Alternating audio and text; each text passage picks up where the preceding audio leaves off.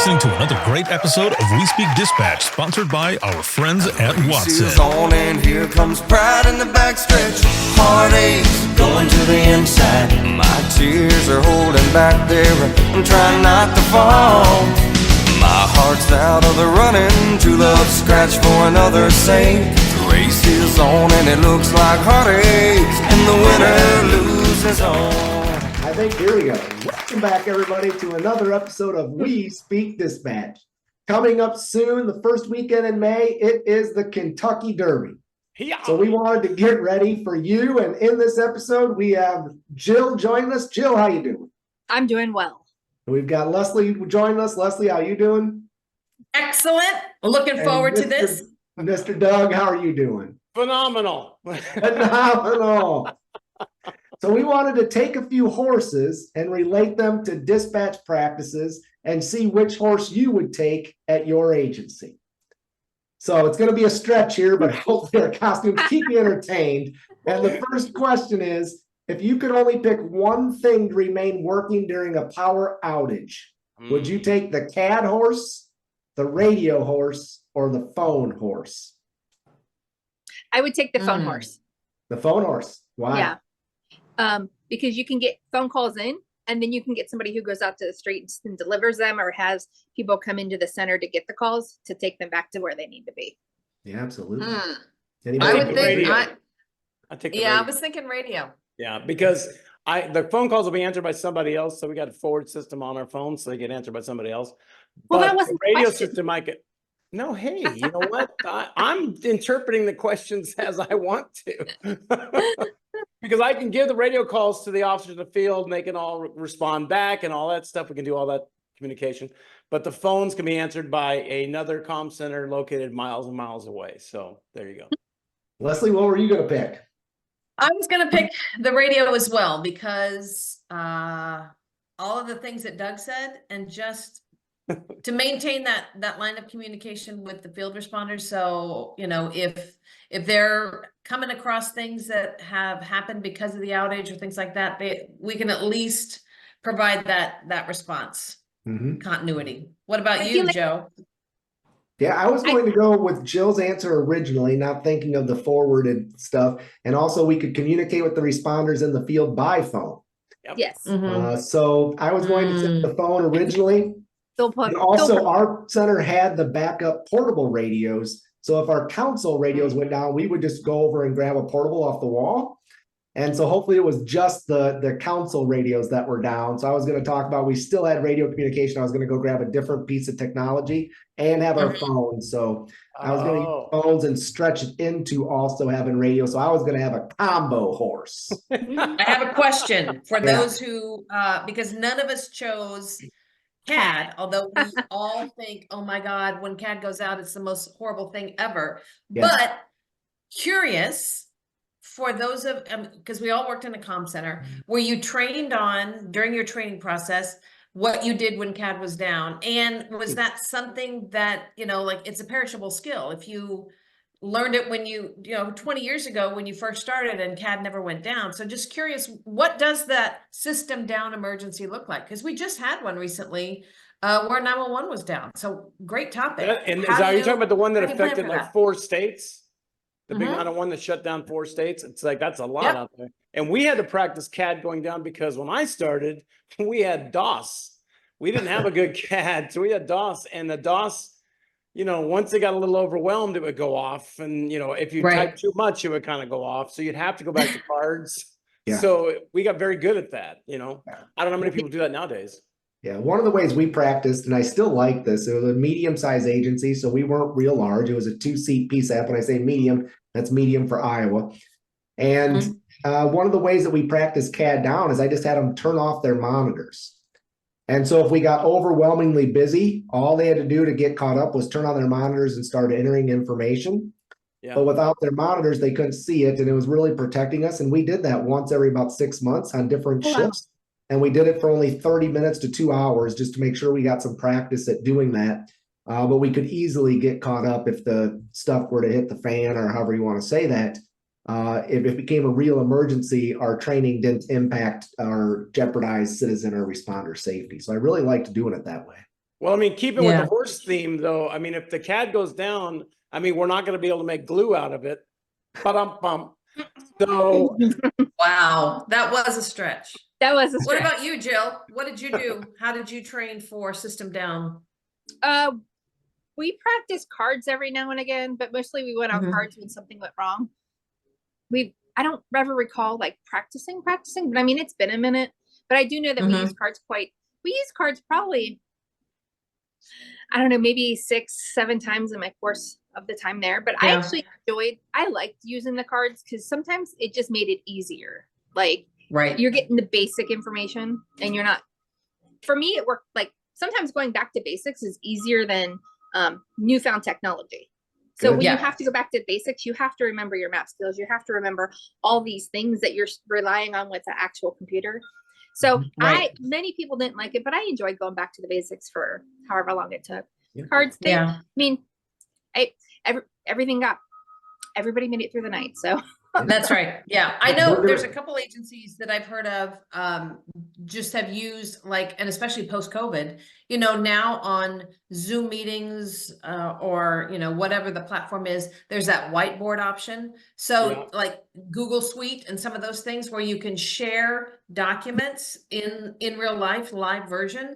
So they would use that and then use the virtual Post-it notes as their units Man, that's response. cool. So I thought that was kind of cool. All That's right. cool. Sorry, Joe. Go ahead. No, I was going to go to the question number 2 is which jockey are you picking to be a CTO? Are you picking the jockey's name that is the trainees will do what I say because I'm the CTO? Are you picking the jockey that says I'm going to adjust to my trainee? Are you picking to the jockey that isn't really involved and says they need to sink or swim because that's how they learn the fastest? So you've got do it my way. I'm going to adjust or sink or swim. Which jockey are you picking? Deuce. Number 2. I think everybody's picking number 2, but how many people out there still hear those CTOs that say they're the trainee and they need to do it exactly the way I say? How many people still hear that when they go to a comm center? yeah. Oh yeah. And I We think hear no that matter a lot. how much Go ahead. training's out there, even I train in my current job and I'm like, here's how I do it. Here's how they do it. But however you do it, that gets the job done. Because there's a couple things we do that, I mean, it doesn't have to be the same way all the time. Like however Right. it gets it done for you. Like we all process things differently and stuff makes sense to us in a different format. However that works for you.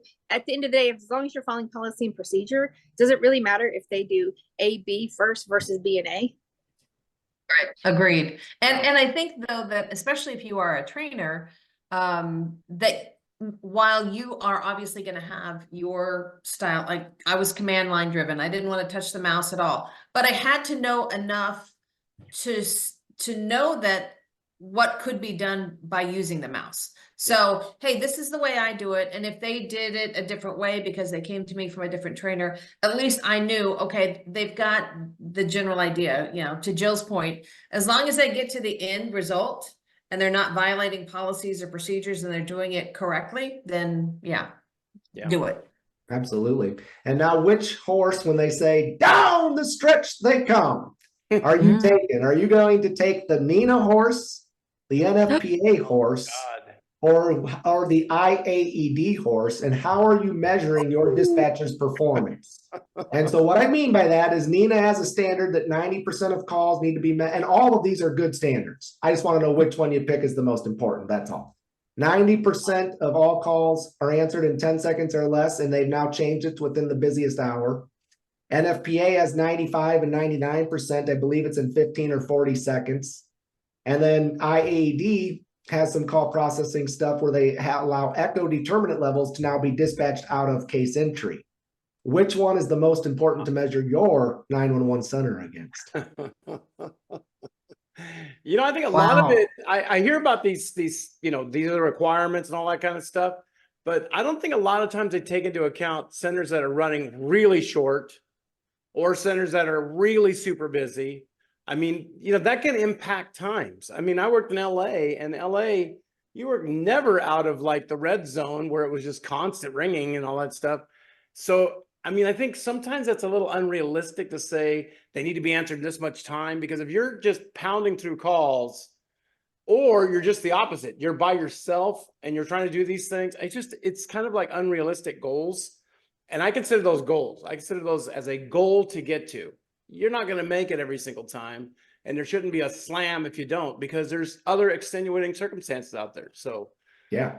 And Who's I was the fourth horse, Doug, that I was going to interject, the 911 horse, your agency horse, and saying, Coming from the rear of the pack. that's right, and making the hurdles all the way up to the finish line, as Doug just stole the thunder, was the 911 horse. And what works for your agency was going to be my closing statement. And Doug just had him blast across the finish line. You know what? I keep seeing this horse out here. This horse is running in circles like a crazy thing. And you know what? That's going to be crazy glue. So there you go. So, ding. Again, with the stretch. Yeah. So I was going to say that by putting time standards on 911 calls on how fast calls are getting answered, it almost sounds like a fast food line. How fast can we get the food out? Yeah. Because not every 911 call is going to be answered the same. And I'm assuming a lot of those call times would be people who practice protocols. Is that protocol based? Yeah. Joe? It can be both. I mean, I've seen it in both. You know, Nina focuses a lot on how quickly you answer the phone. And for years, they were 90% answered in 10 seconds or less. And then they changed it to 90% answered in 10 seconds or less during your busiest hour. I have a question. And All right. I NFPA have a also comment. focuses on that as well. But call processing time is what's starting to be measured more, where these entities are working together now. And my biggest thing is we get one chance to do it right. Mm-hmm. And I would rather we do it right and take 10 extra seconds than do it wrong and cost us time on the back end. Yeah. But I will say, and this is where I think maybe the standards do have a place in conversations, especially when you are talking about staffing and stuff like that, that you've got, instead of just, oh, here comes Leslie again with another great idea, and she wants us to answer calls quickly and we need to hire more people so we can answer calls more quickly. I think that what the standard intent is to, number one, standardize the response across the country. So no matter where you are, no matter what state you live in or visiting, that when you answer 911, the process is going to be similar. But also, second, that I can now go into my chief or sheriff or director and say, look, the standard is this. And with our current staffing, we're down here. In order to meet this staffing, we need to hire more people. We need to change our workflow. We need to introduce technology or whatever that is. But I think it's that objective third party that now maybe has a little bit more merit, because, you know, especially when you're talking to people, the leadership teams and things like that, they want to know, okay, what's the standards? What are the metrics? What are the, you know, the basic numbers? Not, you just want to have more people because you want to give people time off. No, we want to hit the standard, and we're not able to do that right now with the staffing that we have. But wait a minute though, if you're talking like the how fast you can answer the calls, what about centers that I've worked in that have ACD, where it's automatic call distributor? So it's the minute you come available, bam, you got another call right away. So yeah. your answer times are super fast because you don't have a second. I mean, they just come right to you. As soon as you hit next, bam, it's right in your head. You gotta be careful what you say. Right. So I mean, I consider some of these statistics, these you know, how fast you can do these things, kind of like speed limits. We know what the speed limit is on the highway. Do we sometimes go over that speed limit? Yeah. I mean, we don't. We No, go below the speed limit all the time. So, but it's one of those things where it's like, I know it's a great rule to have, but it has to take into account all of the other parameters that we're talking about. If you have ACD, that's going to change the stats because it's going to look like you're answering so fast. But what's the quality of calls? Because I've heard people that, hell, I worked with people that they would blast through calls so fast. And I'm like, you're doing a lot of calls, but what about the quality of these calls? I mean, are you just trying to get as many calls as you can without even taking into account maybe somebody's got a real emergency kind of thing? Yeah. So, yeah. But I think that goes back to, sorry, Joe, and I know, but I think that goes back to it. And, you know, I was a law enforcement only agency, so we didn't necessarily have the International Academy standards. But what Doug's talking about, and I completely agree with you, is if you are an agency that you may be hitting one standard and you're blowing through calls, but you're not doing any sort of quality assurance to make sure that those calls are being handled correctly. The only time that you find out they're not is when somebody complains.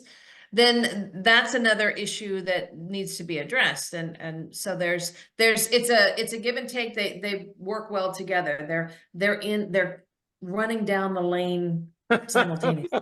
Yeah. Okay. And I don't All right, have Joe, the sorry. answer. I don't have the answer to this one, but this episode blazed right by, just like the horses are going to do here and the first weekend in May. But I want to end this by choosing your best dispatched named horse. What would you name your horse with a dispatch theme if dispatch was to have a horse that entered the Kentucky Derby? Wow. Wow. That's a good one. I don't know. Wow. Goldline Rockstar. Goldline Rockstar. That's good. That's a good one. Yeah. I like that one. How about Always Ready? Always Ready. Always Ready is a really good one. Yes. That one too. Yes. 911 Legacy Maker. 911 Legacy Maker. Nice. Yes. Yeah, and Good one. I don't have one, to be honest. Oh, but Joe, come on. I know, I'm not trying to think here. I'm gonna go with something along the lines of available and ready or something like that. Okay, there you go. Available and I ready. like it. Yeah, That's right. Available and ready. So Always ready. always ready. That's even better. Yeah, always ready would be the name of my horse. So if you're Awesome. not They're off going in to the watch the Kentucky Kentucky Derby, please Derby. watch it. It's the first weekend in May. It's a great event. Pay attention because the 911 dispatchers that are working that event, the number of people that go to that area is incredible, and what they're challenged with is absolutely huge. So this is a shout out to the 911 dispatchers that are working that event. We hope your horse wins. Thanks for taking a listen to us. Doug, why don't you close us out instead of me? You know what? Hey, if you want to be a guest of this show, just let us know. We'll bring you on. You can talk about whatever topic you want. Maybe you want to talk about the horse racing or whatever it is to you. You can come on and talk about it with us like that. So other than that, we're on every kind of podcast platform you could think of. Anything you think about, you should be listening to us all the time. It's only 15 minutes long. That's because you can listen on your way to work, your way home, you're on a break, whatever. Listen to us talking about whatever topic it is. And I think we're over 35,000 podcast plays in about 50 countries, which is great. That tells me if they're all listening, you should be too. Until next time, everybody. Go out and make it a great day. Derby.